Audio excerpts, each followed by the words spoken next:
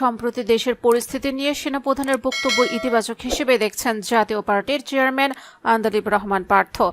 রোববার একটি বেসরকারি টেলিভিশনের টক শোতে উপস্থিত হয়ে তিনি বলেন, আমি সেনাপ্রধানের এই কথাটাকে খুব পজিটিভলি দেখি, বিকজ আমাদের কোনোভাবে ভুলে যাওয়া উচিত না যে 17 বছর আওয়ামী লীগ কী করেছে এবং কত রক্তের বিনিময়ে, কত কষ্টের বিনিময়ে, কত গণতন্ত্র হত্যার বিনিময়ে, কত কিছুর বিনিময়ে আমরা আপনারা এখানে বসে আছি। আপনি যে টিভি চ্যানেলটা চালাচ্ছেন এটাও থাকতো না যদি 5 আগস্ট না ঘটতো, আমি তো এখানে থাকতাম না। তো আমাদের এই ছোট ছোট পলিটিক্যাল কারণে নিজেদের মধ্যে কাদা ছোড়াছড়ি বা এই জিনিসগুলিতে ওই বিগ পারপাসটা ভুলে যাওয়া যাবে না। আমার মনে হয় সেনাপ্রধান সেই জিনিসটাই আমাদেরকে মনে করিয়ে দিয়েছেন।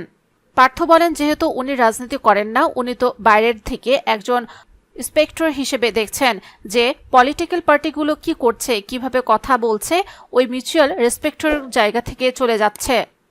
যে জিনিসটা হওয়ার সেটাই হচ্ছে।